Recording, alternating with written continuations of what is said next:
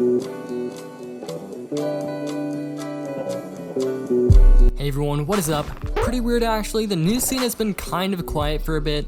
We have some updates and small releases, you know, the usual, but I woke up this morning to see a lot of good stuff to go over today. First off, there's a North American Splatoon 2 tournament July 18th for the Turf War game mode, and the prize is 2,500 My Nintendo Gold points. Now that is a tournament I would be interested in. I think this is a much better prize because in the last Battlefy tournament, the winners got free copies of Smash Ultimate, Mario Tennis's, and I believe ARMS, which most Splatoon players already have, so I think they were smart to go with the gold points instead of games. Each member of the winning team individually receives this prize, which makes the grand lot $100 in My Nintendo Gold points. The registration is open now at Battlefy.com. Link will be in the description if you guys are interested in winning some moolah, which also details all the rules of the tournament. Next, Nintendo President Shintaro Furukawa has apologized for the Joy-Con debacle. If you own a Switch, there is a very good chance that your Joy-Con control sticks have started to drift. There's actually a very simple fix for this. Because of the way the Joy-Cons are made, a material on the inside breaks down over time, and the dust that comes off kind of messes with the sensors. So all you gotta do is take a tweezer or a small screwdriver and lift up the little rubber cover under the joystick and blow around all the areas to clean out the joystick. But this isn't something you should have to do, it should just work.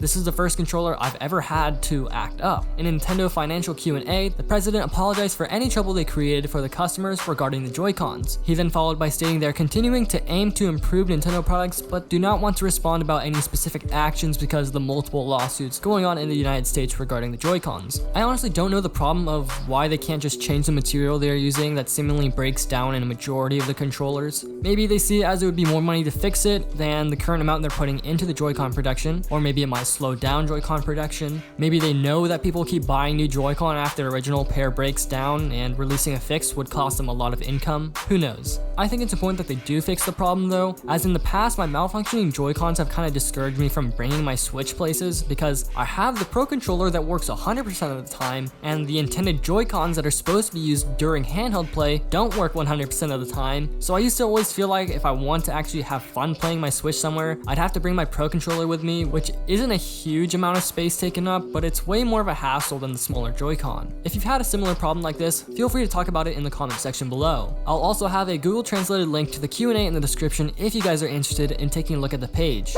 Lastly, for today's video, the president of Nintendo said after the cancellation of E3 2020, there are no plans for any large industry events for the time being, and Nintendo doesn't plan on making any of their own. So that means any projects they had to be unveiled at E3 is not going to be put into a large Nintendo Direct to be shown off. The president also said that Nintendo Directs are especially effective means of conveying new game content and announcements. However, more effective means may become available in the future, and they have to consider what is best to bring the information to the fans. What I took from this is that Nintendo Directs will not be occurring anymore, and a new system will be used to announce games in development.